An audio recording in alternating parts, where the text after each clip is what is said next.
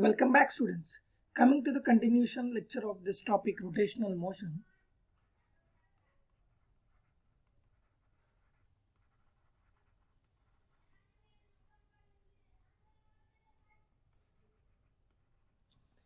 We are going to discuss a subtopic, a very important subtopic. Examiners are one of the most sought after topic in this main lesson, that is moment of inertia.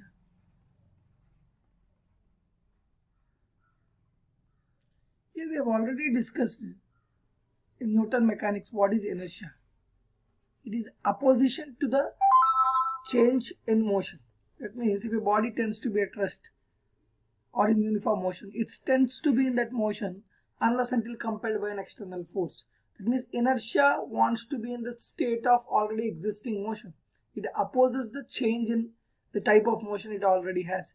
The more the inertia is, the more the external force is required for a body to change its state of motion. Similarly, this moment of inertia will give you information about the resistance or opposition to the change of state of rotational motion.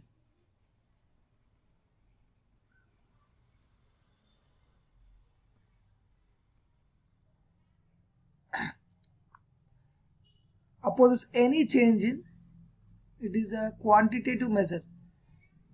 Like how mass, the more the bigger mass is, the larger the mass is, you have to apply more amount of force to actually accelerate it or decelerate it. So in the similar way, more the moment of inertia, it is difficult to increase the angular momentum or decrease the angular momentum. If it is at rest, for a body to rotate, if higher the moment of inertia, higher the torque should be applied so that it can rotate. Similarly, rotational opposition, quantitative measure of opposition to rotational motion. Okay, then how is it defined? How is this defined? If you take a single particle rotating about an axis, suppose a single particle mass which is rotating about an axis, that moment of inertia of that single particle of mass m is equal to mr square. This in future, when we are deriving kinetic energy of a rotating body, we'll be able to find out how this I is equal to mr square. So for a single particle, this is I is equal to mr square, and r is that perpendicular distance from the axis of rotation. This body is rotating in a circular motion. In a similar way, the body is rotating, a rigid body is rotating. If n number of particles are rotating, system of particles, m1, m2, m3, in the similar way m4, and about this axis they are rotating, and the distances are r1, r2, r3, r4. Then the moment of inertia of the system of particles is equal to sum of all the moment of inertias of each and every individual particle. This will rotate in a circle, this will rotate in a circle of radius r2, this will rotate in the radius circle of radius r3, this will rotate in the circle of radius r4. That means what? m1 r1 square is the moment of inertia of the first particle about this axis, plus m2 r2 square is the moment of inertia of the second particle about this axis, about our given axis, and the similar way m3 r3 square plus m4 r4 square is the moment of inertia of this system of particles, or otherwise you can say it as sigma mi r square. I runs from 1 to nth particle is the moment of inertia of the system, and it is represented by the letter I. Now, if there is a continuous system of particles like a rod or a cone or a solid sphere kind of objects, so for continuous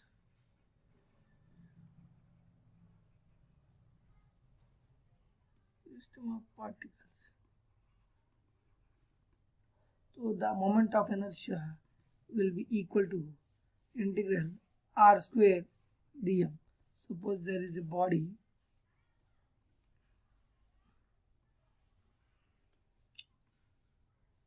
here. If you are able to write a particular dm mass which is at a distance of r, then if you integrate each and every summation of all the moment of inertia of each small dm on the body, if you are able to generate that formula and integrate, then r is the distance of the dm mass from the axis of rotation, perpendicular distance from the axis of rotation. Then if you integrate from the initial point to the final point of that body covering entire body, then we will get the moment of inertia of an entire system. Suppose, let us see some examples for finding out what is moment of inertia. So calculate moment of inertia for a given system of discrete system of particles.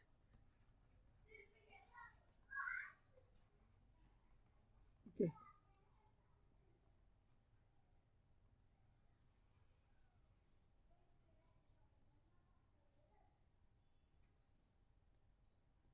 I'm drawing a scale. This is 1 meter, 2 meters, 3 meters, 4 meters, and 1 kg is present at 1 meter distance, 2 kg, 3 kg, and 4 kg.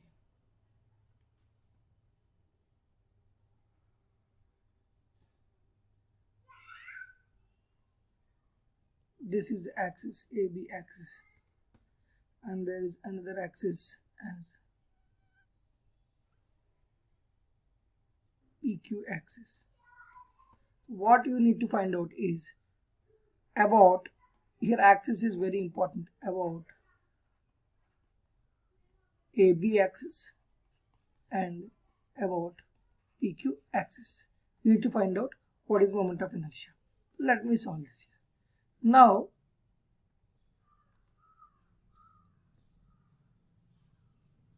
first let us solve about AB axis. If we take AB axis as our axis of rotation, so what is the moment of inertia of this entire system? So you see, this is a discrete system of particle. 1 kg is present here, 2 kg is present here, 3 kg is present, 4 kg is present. Then moment of inertia of that system is equal to how much? To m1 r1 square plus m2 r2 square plus m3 r3 square plus m4 r4 square, because there are 4 particles here. M1 is 1 kg into what is r1 is a perpendicular distance of the particle from the axis. What is the perpendicular distance here? If you draw, this is the perpendicular distance, that is 1 meter, that is 1 square, plus what is m2 here? 2 kg into what is the perpendicular distance? 2 square. So what is m3?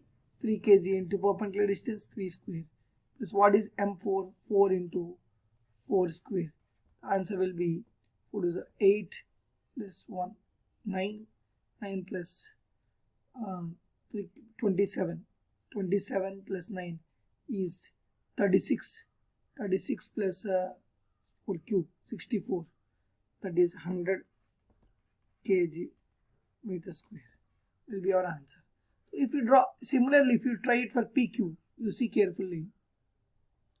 But what is the, when drawing for PQ about AB and about PQ axis, what is the moment of inertia of this 1 kg body, which is how much is the distance for the 1 kg body?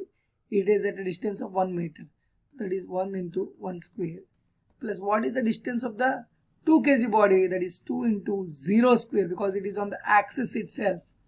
So you carefully understand, if it is on the axis, what is the moment of inertia due to that particular particle which is on the axis, that because it is perpendicular distance is 0, then the moment of inertia contribution for the system due to this single particle 2 kg is 0, plus 3 into what is the distance from 3 kg from the axis, that is 1 meter. 1 square plus 4 kg into what is the distance, that is 2 square, 2 meters is a perpendicular distance from the given axis. What will be your answer? It is 1 plus 0 plus 3 plus 16, 19, that is 20 kg meter square. Here you understand one important thing. I'll give you a conclusion by using this system. You see, same 1 kg, 2 kg, 3 kg, 4 kg particles. But the same masses, we took the same masses. But while finding out moment of inertia, what happened is the moment of inertia for these particles is varying while varying the axis. That means the very crucial point is it depends upon moment of inertia depends on what the factors. From the question you can conclude, one is it will depend upon the masses that are present, because m into r square we are doing, and it also depends upon, very important point is, axis orientation.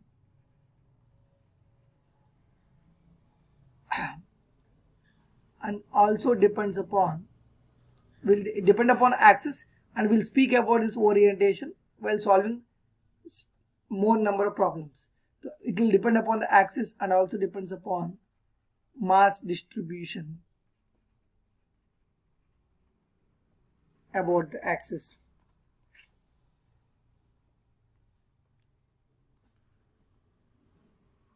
How the mass is distributed about the axis. You can understand by a simple example, not only from this problem. Suppose if there is a bag in your classroom, you want to start rotating that bag in the classroom by keeping your hand stretched. So imagine the more distance, same bag, the more distance the bag is away from your body axis line, it is difficult for us to rotate with a small amount of torque. You need to apply a large amount of force to rotate it. The more the bag is near to you, you can easily rotate it. You can try it at home. So what does it mean? The same mass bag, if it is at a farther more distance from the axis of rotation, the moment of inertia of that system will be higher, which makes it tougher for you to rotate it easily. In a similar way, that means mass distribution about the axis is highly important, and also axis orientation is important, and the mass is important, which decide how much moment of inertia does a system of particles has. Let us go to some of the problems.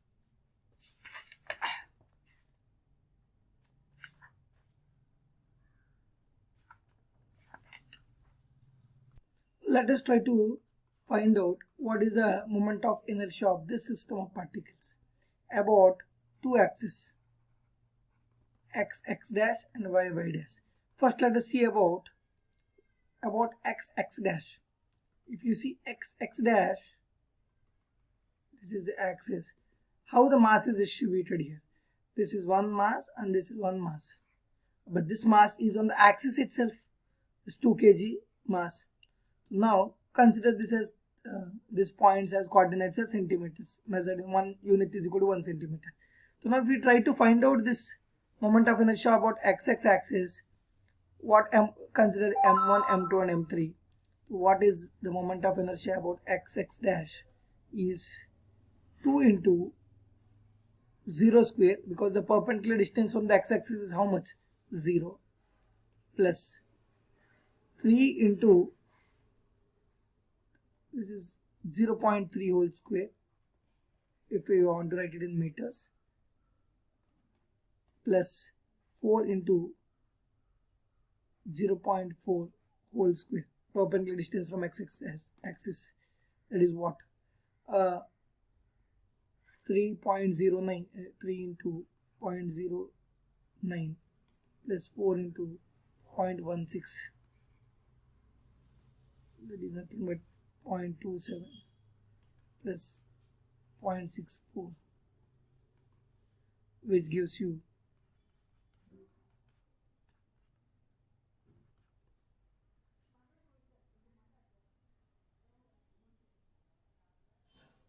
0.91 kg meter square.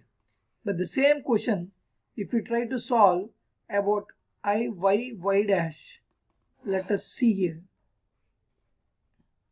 This 3 kg and 4 kg are on the axis itself. Only this 2 kg mass, because then the perpendicular distance will become 0. Then only 2 kg is present here, which is away from the axis, and at a particular perpendicular distance of 2 to 2 square, that is actually 0.2 whole square, that is 0.04 into 2, 0.08 kg meter per second square. You see, there's a drastic change in the moment of inertia the moment we change the axis and how we orient the axis. So the points we have discussed will be very crucial while solving out problems in moment of inertia. So let us see some more examples for a continuous system of particles. Let us see one of the standard examples of a rod about an axis passing through its center, thin rod of length L about an axis passing through its thin rod, that means the thickness will be very small, about an axis passing through its center, or also perpendicular to the rod. Now, because it is continuous system of particles, how to solve the moment of inertia?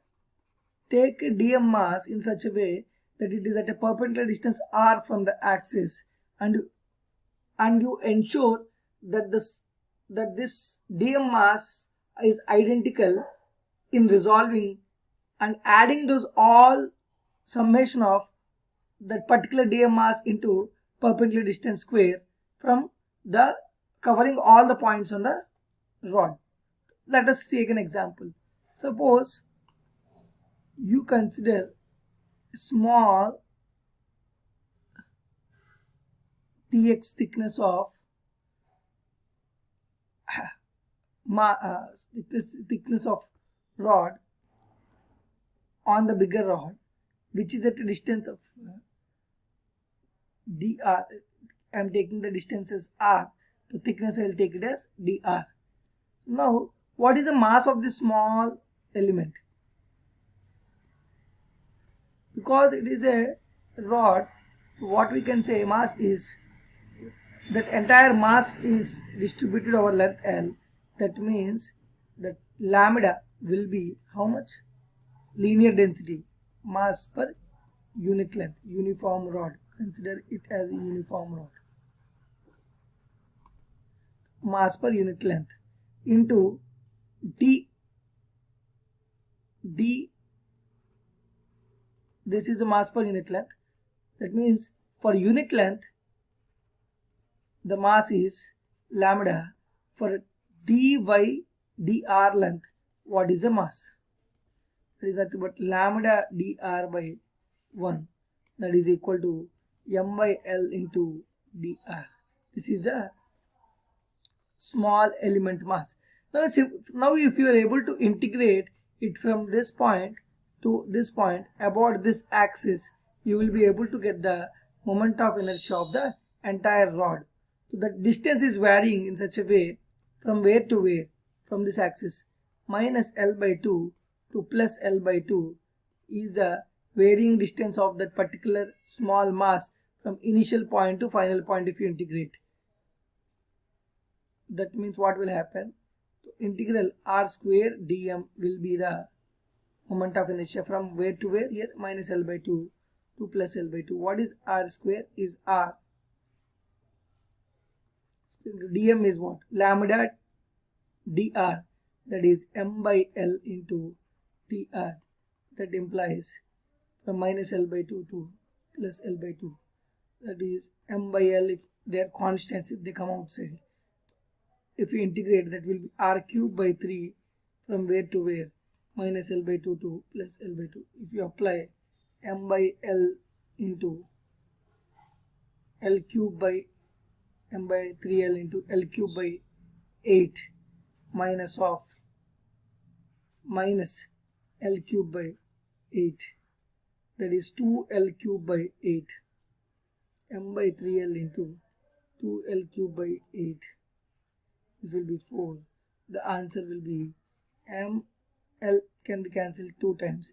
ml square by 12 is the moment of inertia of this rod. But for the same rod, I will give you another question. If you try to small thin rod,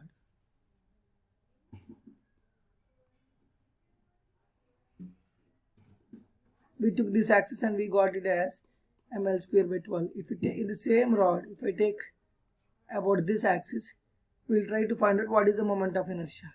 So I am considering it a small dm mass which is at a distance r, and if I am able to integrate from here to here, then r square dm, that is 0 to L, I will be able to get the moment of inertia of this rod, which is perpendicular to the axis of the rod, perpendicular to the rod, and also passing through one end of the rod. Now what is r? I took a dm mass which is the thickness of dr. Then what is the mass of that small dr element? It is m by L into dr. That will be integral r square into m by L into dr from 0 to L. That will give you m by L into L cube by 3 from 0 to L, r cube by 3 from 0 to L. That will give you m by L into L cube by 3 L square, that is ml square by 3 will be your answer. You see, for the same rod, if you just change the axis, the moment of inertia is changed. What are the conclusions from this? This is way of solving for continuous body. Similarly, you can derive values for solid sphere, hollow sphere, cone, and all the other bodies. But I will try to give you the sheet so that you can remember the formulas which are more crucial in applying for problems. What we need to remember is some standard formulas for continuous bodies, for a circular disc, circular ring, hollow sphere, hollow cylinder, solid cylinder, some standard values, and then apply two very important theorems in this moment of inertia topic. Those are parallel axis theorem and perpendicular axis theorem. These theorems will be mostly asked in examination while coming to moment of inertia topic. He'll expect you in to JEE mains and NEET level. He'll expect you to remember the formulas for the standard cases, which you can derive by using the technique that I taught you now for a simple thin rod. Then apply this parallel axis theorem and perpendicular axis theorem to get the moment of inertia of the same bodies about different axes. For suppose, I'll give you just a brief idea about what we're going to do. Suppose a ring is there. If ring moment of inertia is known by you about this axis, using this axis theorems, you should be able to find out the moment of inertia of the same ring about this axis, the moment of inertia of the ring about the axis which is lying in the plane. So similarly, the moment of inertia about another axis which is actually tangent to the plane. So we can derive the moment of inertia using this parallel axis theorem and perpendicular axis theorem, knowing the standard results. So as far as NEET and mains is concerned, you need to remember the standard results, and if you are so much enthusiastic, you can apply the technique that I used here and you can try solving them. If still you want an assistance for how to derive those results, just for curiosity's sake, you can follow my videos so that you will be able to derive those results in just for a matter of fun.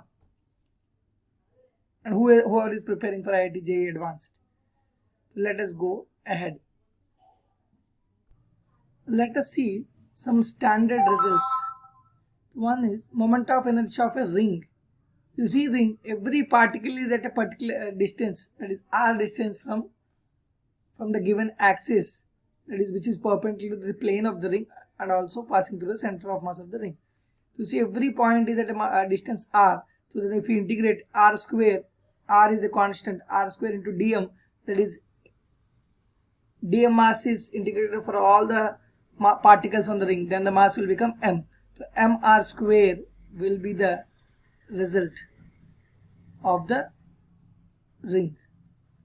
If you solve by integral r square dm, you will get this result. Similarly, disk will be half mr square about an axis passing through the center. Here axis is very important. Any disk, it is not mr square by 2, but for an axis passing through the center and perpendicular to the plane of the ring. So then for a solid sphere, it will be 2 by 5 about its diameter, that is 2 by 5 mr square. For a hollow sphere, that is 2 by 3 mr square. And for a thin rod, we have already derived, that is ml square by 12. For a hollow sphere, about its diameter. For a thin rod, about an axis passing through its center and perpendicular to the rod, thin rod. In the similar way, here you can see hollow cylinder. Hollow cylinder will be, cylinder is like a combination of, you will see this rule in future, it's a combination of, it's about mass distribution and all. It's a combination of number of rings. Hollow cylinder, you keep n number of rings, then it will form a hollow cylinder. So it will also have moment of inertia, that I is equal to, what is the for ring, that is mr square, and for hollow cylinder also it is mr square. Here mass will be different. You don't imagine that for a hollow cylinder it will be different. The entire mass is distributed over the same axis. Similarly, at a perpendicular distance r, it is equivalent to ring. And also disk. Solid cylinder is equivalent to a disk. Then it will have about an axis passing through its perpendicular to the base and passing through about its axis. That is mr square by 2, similar to a disk. These are some of the standard results you need to remember and make a note of them. Here we will discuss about next down the line axis theorems. What are those axis theorems that I have already informed you regarding? Parallel axis theorem and perpendicular axis theorem. Here we are not going to derive, particularly when we are preparing for objective, we are going to derive how these results have come. If you want the particular derivations, you can follow my videos so that you can find the derivations of these theorems. The more important thing is how you apply these theorems to get different results for different bodies about different axes. How? So perpendicular, if one value is known to you, other values can be derived by using these theorems. What is perpendicular axis theorem? We will discuss first. It is actually defined for a flat bodies or a single plane bodies. This theorem is not applicable for a three-dimensional bodies, flat bodies or the planar bodies, planar lamina. You can call it a planar lamina, like a disc, a ring, a sheet of paper, or a rectangular sheet of paper. For all these bodies, only perpendicular axis theorem can be applied only for flat bodies or a planar lamina. So what is that theorem states? This theorem states, if there is a planar lamina which is existing in one plane and it has three different axes, I am considered as ix dash, and this is another axis which is on the same plane, that is y dash, and there is another one which is perpendicular to this plane and also perpendicular to both the axes, that is I try to draw it in a three-dimensional diagram for you so that it will be more clear.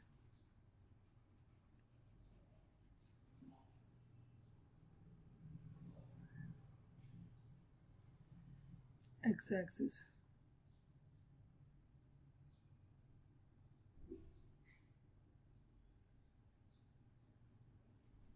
y-axis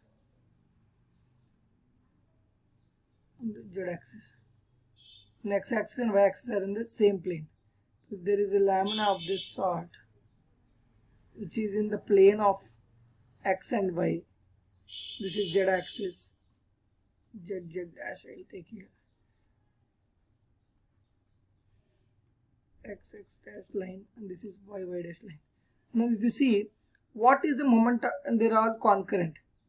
So the moment of inertia of this flat body or planar lamina about this z-axis, that is I z dash, will be equal to sum of this moment of inertia of the same flat body about the two mutually perpendicular axes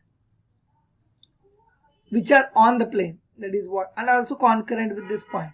See, you see x-axis and y-axis, z-axis are what?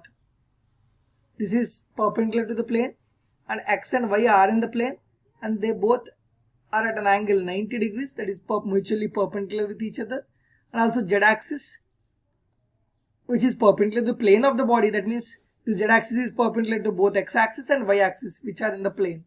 Then the moment of inertia about this z-axis should be equal to, these are mutually perpendicular and they are concurrent, all are joining at a point, then that is will be equal to ix plus ixx dash plus iyy dash. That means the moment of inertia of an axis which is perpendicular to the flat plane or flat planar lamina is equal to sum of the moment of inertia of the same flat body about two different axes which are mutually perpendicular to each other and concurrent with the given axis. I hope you have understood this theorem. We will solve problems using this theorem particularly, and it can be applied for only flat bodies or laminar bodies like a disc, ring, and a sheet of paper, and flat bodies similar to that. Then what is that the theorem is? Parallel axis theorem. This is also very important. What does this theorem state is,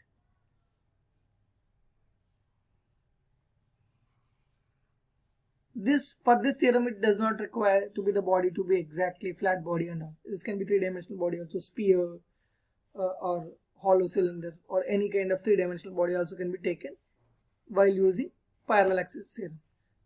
If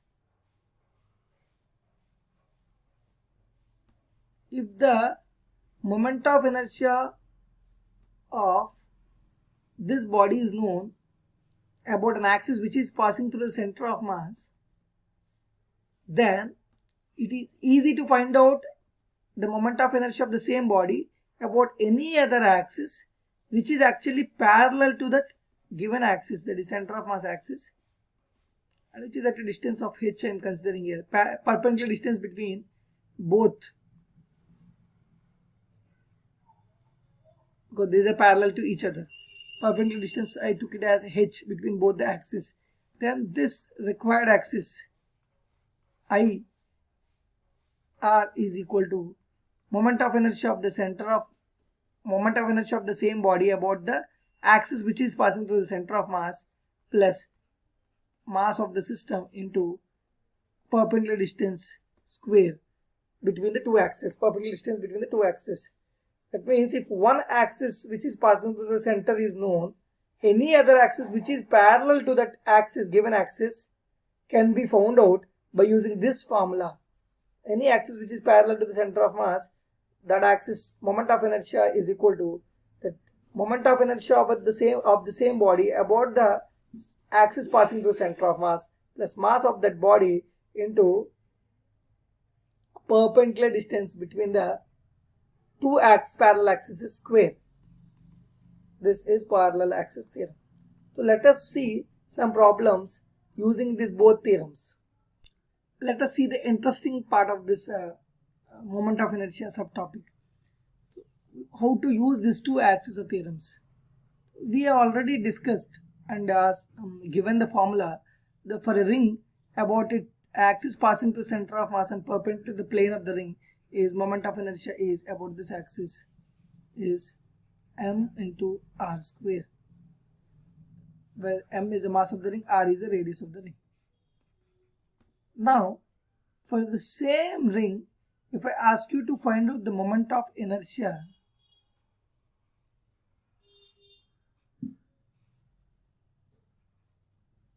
about an axis which is actually perpendicular to the plane of the ring but actually passing through the tangent, passing through the edge of the ring like a tangent, what is the moment of inertia of this ring? Now how to use this? You can try it out. You can pause the video and try out and just check the solution. Now this axis is actually perpendicular to the plane of the ring. This axis is also perpendicular to the plane of the ring. That means if we draw this axis which is actually passing through the center of mass, and both the axes are parallel to each other, and the distance between them is what? Perpendicular distance, r. So now we know this axis I am naming as that required axis, that IR is equal to an axis which is passing through the center of mass and also parallel to the required axis is what? I center of mass axis plus m into mass of the ring into perpendicular distance between both the axes, that is r square. So that what is this I center of mass, which is actually parallel to the required axis and parallel to the required axis and passing through the center of mass, that is m r square plus mr square. Now about this axis, moment of inertia of this ring is 2mr square. Let us see some other interesting observations for it. For the same ring, if the question is asked as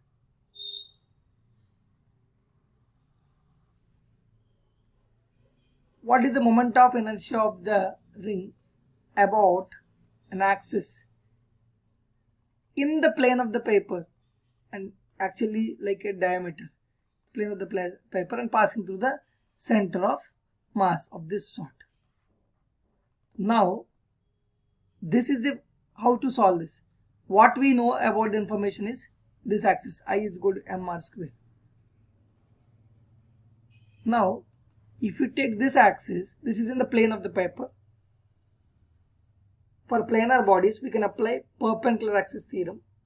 If you apply perpendicular axis theorem, you see how will we be able to solve it. You can try out, but just you can check it out after pausing the video and trying out. Now I'm taking this as x-axis and there's another exactly similar diameter which is actually passing through the center of mass. I'm taking it as y-axis. Now but what we know is an axis passing through the center and perpendicular to the plane, that is this axis. Just I'm drawing a 3D plane, this perpendicular. Try to observe it in a 3D diagram. So now what we know is IZ, which is actually passing through the passing here these two axes, x-axis and y-axis, and also perpendicular to the plane of the ring. This IZ we know that is as mr square, which is passing through the center and perpendicular to the plane of the ring. But now this x-axis and y-axis are exactly similar. You see, about this axis mass distribution is same for the entire ring, and about this another diameter, you take another diameter which is perpendicular to this x-axis, the mass distribution is again same. So they both are similar axis. That means can I write it as Ix plus Iy is equal to Iz. But Ix and Iy are similar in distribution. Like you take a ring. If you take a ring about this axis, suppose, which is in the plane and passing to the center, and about another diameter is also same mass distribution. You can take a thread on the ring and just try to rotate the thread exactly 90 degrees to it. You will get another diameter and which is absolutely similar to the first diagram. If you want to understand the mass distribution about that axis, then Ix and Iy are similar. So here we can write it as 2Ix is equal to Iz, that is mr square. Then that means Ix is equal to mr square by 2. So you see here the wonderful application of this axis theorems. when we know one axis moment of inertia when we know the moment of inertia of the body about one given axis, we are able to find out 1 2 1 2 another two different axes. Now similarly we can try solving out another axis for the same ring,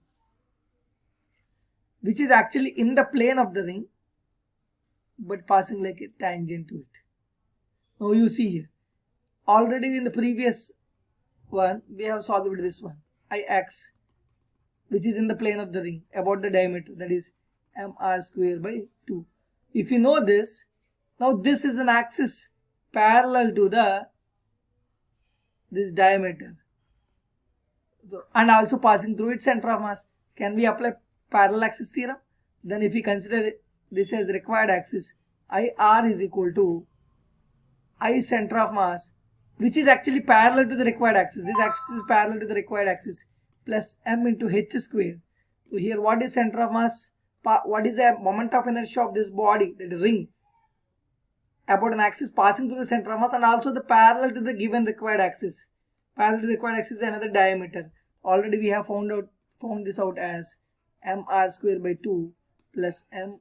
H is what? Perpendicular distance between them, that is r here. Mr square. What will we get here? 3 by 2 mr square. So is the required axis, that is axis which is passing through the, which is like tangent to the circular ring, is nothing but 3 by 2 mr square. So you see here, three different results we are able to find out just by knowing one result. And using this parallel and perpendicular axis theorem, you can solve numerous amount of problems while going into forward lectures, and you can try out some of the questions at your home also. Like, you already know a sphere, solid sphere, about its diameter. Now the question is, solid sphere about diameter is already we have discussed as 2 by 5 mr square. Similarly, you can solve for the same solid sphere which is having mass m and radius r about an axis which is passing through the tangent to the solid sphere, which is passing through the edge of the sphere. You can try solving this at home. Then similarly, hollow sphere we knew.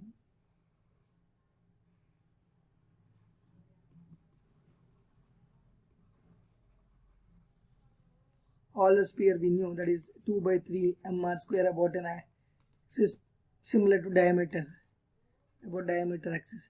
Similarly, hollow sphere you can try finding out with an axis passing through the tangent to the sphere. Similarly, you can try all the variations that I taught you for ring to particular disc. Disc IZ we knew, that which is actually passing through the center of mass and perpendicular to the plane of the disc. Then you can solve for the same disc, an axis passing through the edge and actually perpendicular to this plane. This is I1 I consider.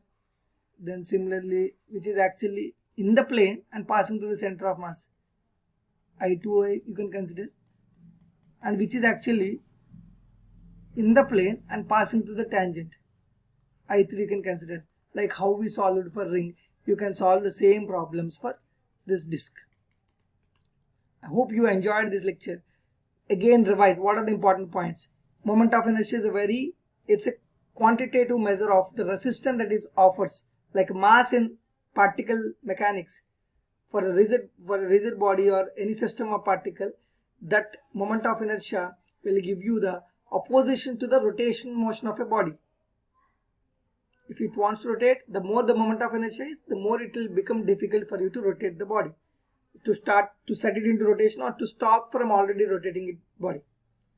Second, in specific, to change the state of rotational motion, the resistance that the body offers, a system of particles offers, is considered as moment of inertia.